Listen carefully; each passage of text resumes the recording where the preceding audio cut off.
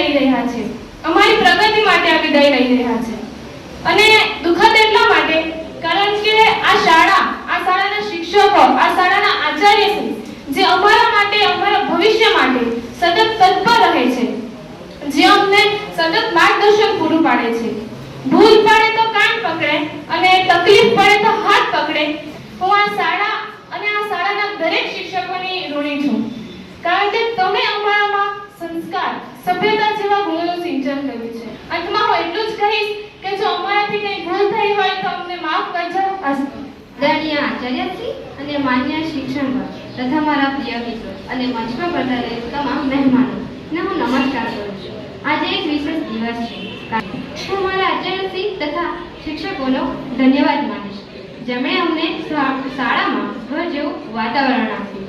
અમારા શિક્ષકો સભ્ય છે મિત્રો, આપણી દોસ્તીનો ક્યારેય નહીં આવે. જો ક્યારેય જીવનમાં થાક લાગી જાય તો આ સ્કૂલના દિવસોને યાદ કરી લેજો. સાચા મિત્રો ફરી મળતા નથી અને આ નિર્દોષ પળો ફરી આવતા નથી. So thank you to begin in my life. I was born in America.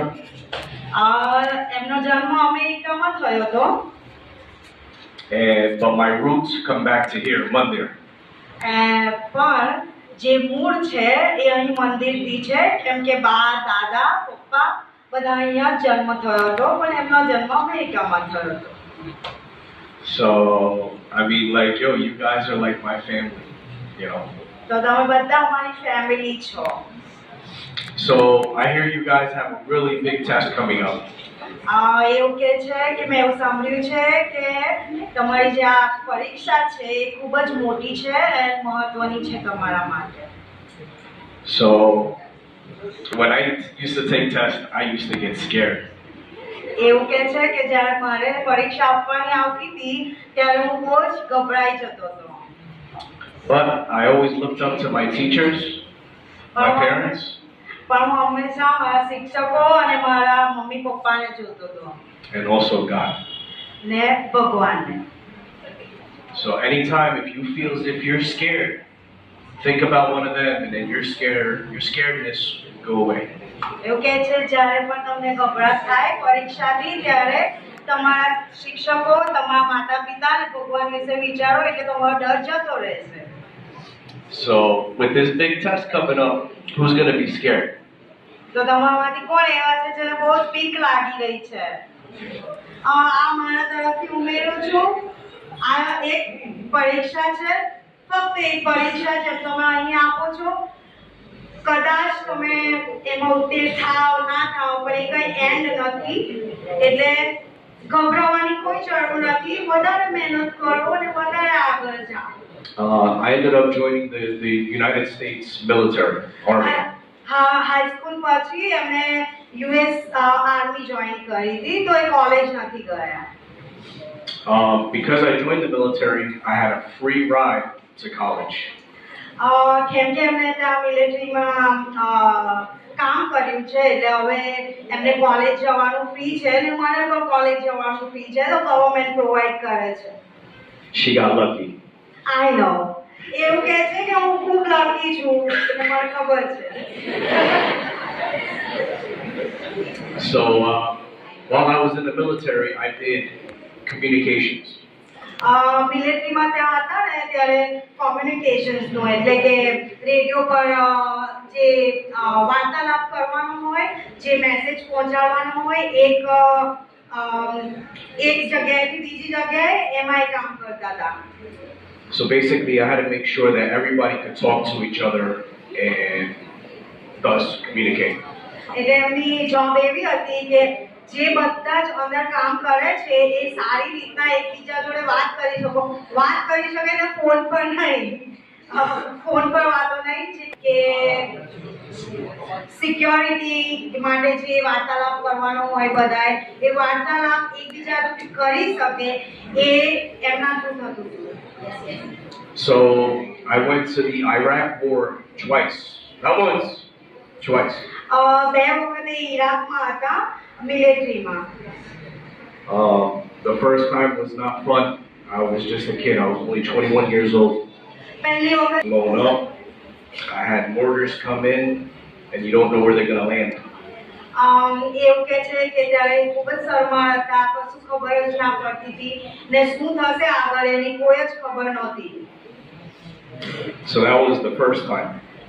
The second time, I ended up in Baghdad. બીજી વખત જ્યારે અહીંયા ગયા ત્યારે બગદાદમાં હતા.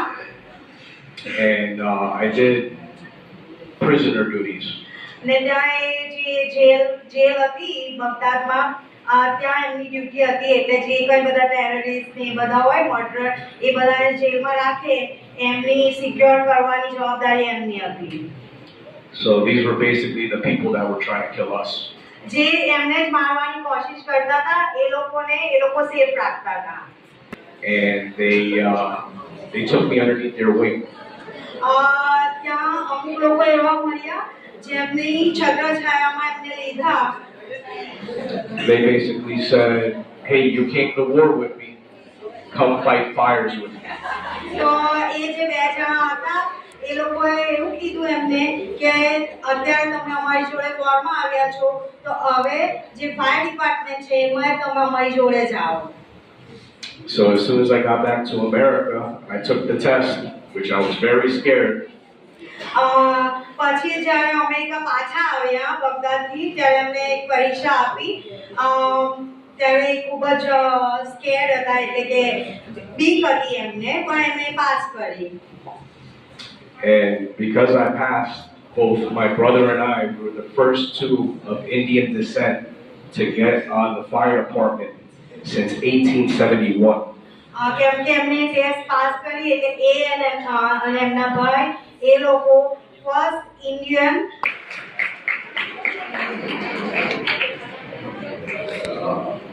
So, you know, but where everything it comes back to is here in Mandir.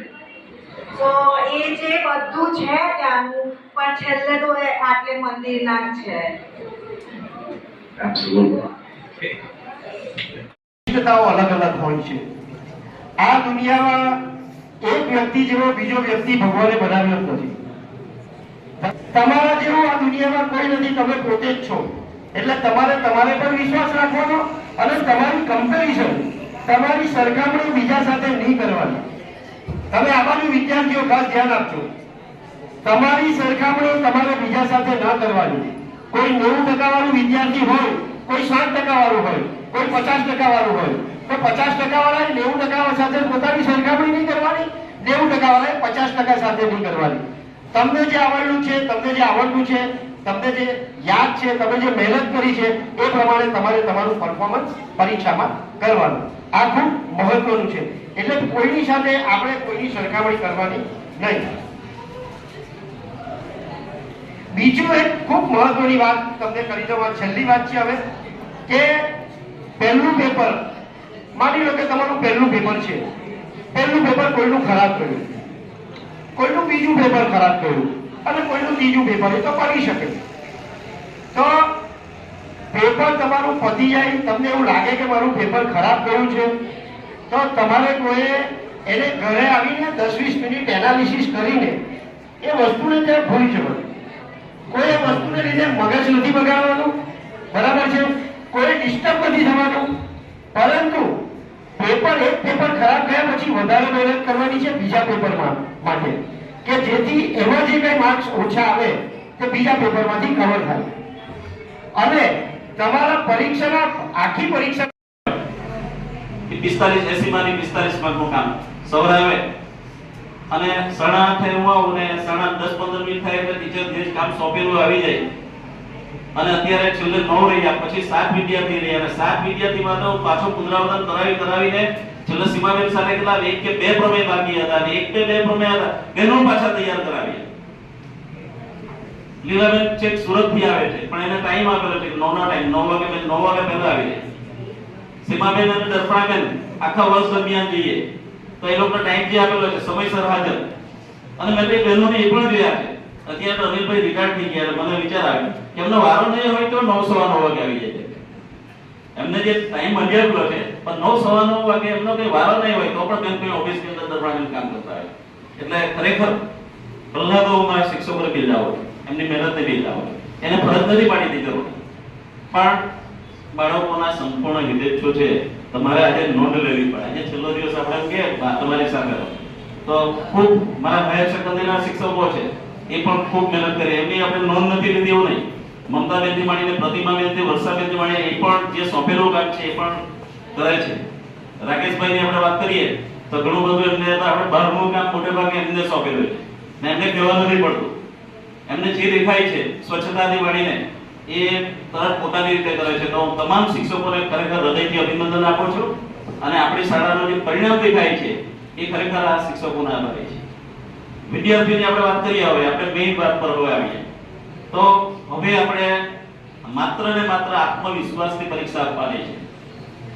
ખૂબ કામ કર્યું, આપણે ખૂબ પેપરો લખ્યા, 5 પેપર આપણે 80 માર્ક નો કર્યા. ત્યારે 12મા ધોરણમાં 100 માર્કના પેપરો લખ્યા છે. કંઈ પણ બાકી નથી રહ્યું. છેલ્લે તો એવા ટોપર વિદ્યાર્થી આપણે 19 વિદ્યાર્થીઓ છે આપણા 90% ઉપર આવ્યા. 19 વિદ્યાર્થી શરૂઆતની અંદર. એટલે સવારે જ્યારે પરીક્ષા આપવા નીકળો ત્યારે પહેલા તમારે ભગવાનને પગે લાગો, નાહી ધોઈને ખૂબ શક્તિ માંગવાની, માતા પિતાને પગે લાગો અને પછી તમે બોર્ડના સેન્ટર પર પરીક્ષા આપવા માટે જાઓ ત્યારે ઘરથી નીકળો એટલે ચોપડા બંધ કરી દેવા. પ્લીઝ 12મા અને 10મા વિદ્યાર્થીઓ ઘરથી નીકળો એટલે ચોપડાનું ટેન્શન જરાક પણ નીકળી. ચોપડું પતાવ્યું એટલે શું વિચારવાનું? મારામાં ખૂબ મેં મહેનત કરી છે, હું સારામાં સારું પરફોર્મન્સ કરીશ. ભગવાનને પગે લાગ્યા, બોર્ડના સેન્ટર પર પહોંચ્યા, તમે 3 કલાક બેસ્યા પછી પાછું પ્રોસેસ વિચારવાનું કે હવે આવશે એટલે હું સારામાં સારું પરફોર્મ કરીશ. બીજા કોઈ વિચાર આપણે લાવવાના નથી. આપણે એકવાર ગાયત્રી મંત્ર બોલીએ આપણે અને પછી આપણે પેન પકડીને આપણે શું કરવાનું? લખવા. પહેલા તો તમને પેપર આવશે બોર્ડની અંદર, તમારી 10 થી 15 મિનિટનો સમયગાળો છે એ તમને પેપર વાંચવા માટેનો સમયગાળો છે. જેવું તમને પેપર આપે એટલે શું કરવાનું? તમારે લખવાનું નથી. એ પેપરમાં જેટલા પ્રશ્નો તમને આવડતા હોય એટલા પ્રશ્નો શું કરવાનું? ટીક કરતા. માનો કે પહેલા એ વિભાગની અંદર પહેલો પ્રશ્ન છે, 5 પ્રશ્ન તમારે લખવાના છે. પ્લીઝ મારા તરફ અને એકદમ તમારે ધ્યાન પર રાખવાનું છે કેવી રીતે કામ કરવાનું હોય. તમારું માનો કે પેપર ખૂબ ભારે હોય, પેપર મને જે ભારે લાગે છે એ આખા ગુજરાત રાજ્યના બધા વિદ્યાર્થી ભારે લાગવાનું છે. પહેલા વિચારવા ગભરાવાનું નહીં, સેજ પણ કોઈ પણ પરિસ્થિતિ સામે ગભરાવાનું. મને જે વસ્તુ ભારે લાગે એ તો બધાને ભારે લાગવાની છે. તે બધાને ભારે લાગે એટલે બોર્ડ એમાં નિર્ણય લઈ કે શું નિર્ણય લે કે આનો સરળતા ભારે છે એને સરળતાથી તપાસ. વિદ્યાર્થીઓ લખવાનો પ્રયત્ન કરેલો હોય ને તો એને પૂરા માર્ક્સ આપે. બરાબર ને? એટલે આપણે શું કરવાનું? પહેલા 3 પ્રશ્ન છે. એક્ઝામ્પલ 2 પ્રશ્ન તમને આવડતા નથી તો પહેલા પેન્સિલ ટીક કરવામાં આવ્યો નથી. પણ આ વર્ષે વિશ્વાસ છે કે ચોક્કસ આપણે કંઈક નવું કરવાનું છે, નવો વિશ્વાસ એ આનંદ છે ભાઈ. અને એને પણ શિક્ષકોએ સ્પેશિયલ ઓર્ડિનરી ટ્રેનિંગ આપી છે આ 19 વિદ્યાર્થીને પણ. છેલ્લે અમે એક નવો પ્રોજેક્ટની અંદર આદર્શ લેખન શરૂ કરી. કારણ કે ગઈ વર્ષે જે ખરેખર અમારા 90% રિઝલ્ટ આવવું જોઈએ એવી અપેક્ષા હતી, પણ 87% રિઝલ્ટ આવ્યું. અંદરથી બધા અભિનંદન આપ્યા પણ અમે અંદરથી ખૂબ નારાજ હતા કે 92માં નહીં આવ્યા. કલાક અમારો ટાર્ગેટ જે દિવસથી આવેલો તે દિવસે એક જ ટાર્ગેટ લઈને બેસેલો છું અને ભગવાનને પ્રાર્થના કરું કે મારી શાળાના મોટે ભાગના બાળકો યુવાનની અંદર મારું સ્વપ્ન છે પહેલેથી. અને હાયર સેકન્ડરી વિદ્યાર્થી ખૂબ ઊંચો સ્કોર કરે એટલે થોડુંક સંશોધન પણ છે કે આપણે કદાચ લખાણની અંદર કાચા પડીએ એટલે આ વર્ષે એ પણ બાકી નથી રાખ્યું. આપણે આદર્શ લેખન આપણે કરાવ્યું અને સાહેબ ખૂબ સરસ કામ કરે છે લેખનની અંદર. તો અત્યારે આખા જિલ્લાની અંદર સર્ટિફિકેટ ફરતી થઈ ગયા. ગઈકાલે પણ એક ડાયટના જે પ્રાચાર્ય હતો, પ્રોફેસર હતો, એ મારે એના છોકરો પરીક્ષા આપવાનો તો તમારા છોકરા જે કામ કરે છે સર્ટિફિકેટ આપો અમને. એના છોકરા માટે કામ કરવાનું ડાયટનો લેક્ચરર છે એ એની સર્ટિફિકેટ લઈ ગયો છે. આજુબાજુના આચાર્ય ઘણા બધા સર્ટિફિકેટ માંગે તમારી લખેલી સર્ટિફિકેટ આપણી સ્કૂલનો પ્રાઉડ છે, મોટા મોટો પ્રાઉડ લઈ શકાય એ બાબત છે. તો ખરેખર ખૂબ સરસ તમે કામ કર્યું. હવે આપણે કામ કરવાનું છે આત્મવિશ્વાસ સાથે પરીક્ષા. ખૂબ સારું કામ કરો છો તમે. છેલ્લે તો આ લોકોને પ્રિય વિદ્યાર્થી છે એનું સાહેબ અમે સન્માન પણ કર્યું. પ્રિય તમે હવે પ્રિય રહ્યા નથી કે જે આપણે નબળા કહીએ ને એ બધું જ કામ કરતા થઈ ગયા. આપણે 45 માર્કનો કોર્સ છે, સમગ્ર સરસ રીતે તમે કામ બોર્ડની અંદર સીમાબેનને મેં મોકલાવ્યા. મેં કહ્યું બેન જાઓ તો તમે આજે વિજ્ઞાનનું પેપર હતું, અત્યારે તમે 45 માર્કની કેવી અસર છે એ તપાસો. બેને મને પછી મને રિપોર્ટિંગ કરો એટલે બધા વિદ્યાર્થી છે એને ચેક કરી શકે 45 માર્કનું સરસ કામ કર્યું છે. એટલે ખરેખર સૌ તમે અભિનંદનને પાત્ર છો. હવે જરૂર છે આપણને આત્મવિશ્વાસની. આત્મવિશ્વાસ ની વાત કરી થર્ડ આપણે સારા વાત પણ એનો મુખ્ય આધાર થર્ડ મેથડની જવાબદારી કોની થઈ? થર્ડ કોણ? તમે સારા ટકા લાવો એ આપણું ફળ છે. આપણે જે આપણી જે મહેનત કરી ફળ માટે જો ફળ જ નહીં આવે તો શું થાય? એ વૃક્ષની કોઈ કિંમત નથી. એ ફળ એ તમે સારા ટકા લાવો છો વિદ્યાર્થીઓએ આ ફળ તો એના માટે તમારે માટે મહેનત કરવાની છે. અને હું એવી જ આશા રાખું છું કે તમે 100% આ વખતે તો બધી ગ્રાન્ટ લાવશે એ મને પૂરેપૂરો વિશ્વાસ છે. કારણ કે જે રીતે શિક્ષકો આચાર્યશ્રી સાંભળ્યા, ટીવીભાઈ સાંભળ્યા, વિદ્યાર્થીઓનો અહીંયા અભિપ્રાય સાંભળ્યો, બરાબર, અને શિક્ષકોનો ઉત્સાહ જોયો એ મને પૂરેપૂરી ખાતરી છે કે આપણે 100% પરિણામ તો મેળવીશું. અને એ ત્રણે ત્રણ બ્રાન્ચ મેળવ્યા. એવું નથી કે સાયન્સ મેં ઓછું મેળવ્યું એવું નહીં ચાલે. કેમ તમે એવું મેં કે આપણા પ્રિન્સિપલ સાહેબ તમને સલાહ આપી તો તે પણ તમે બિલકુલ ગભરાયા વગર સારું ફળ તમે બનો એવી આશા સાથે હું આપને સૌને શુભેચ્છા પાઠવું છું. તમને મારા આશીર્વાદ છે કે આપણે જરૂર સફળતા મેળવીશું. સાયન્સમાં ગઈ અને જ્યારે મીરાની ટીચર અને તેમના વિશે ખબર પડી કે આ સાયન્સ એટલે કોઈ ભારે વિષય નથી હોતો જો આપણે વધારે મહેનત કરીએ તો. અને તેમણે અમને દરરોજ જ આવી અને ક્લાસમાં કહેતા કે હંમેશા સત્યના માર્ગ પર ચાલો. અને એમનો એક શબ્દ પ્રાપ્ત હી પર્યાપ્ત હે એટલે કે જે છે તે બેસ્ટ જ છે.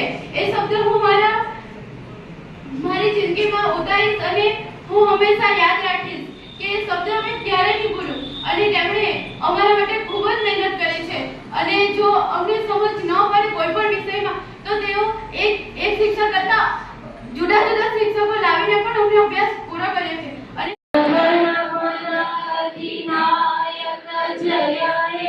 ભારત ભાગ્ય વિધાતા પંજાબ સિંધ ગુજરાત મરાઠા દ્રાવિડ ઉત્કલ બંગા વિંધ્ય હિમાચલ યમુના ગંગા ઉચ્છલ જલધિ તરંગા જન ગણ મંગલદાયક જય હે ભારત ભાગ્ય વિધાતા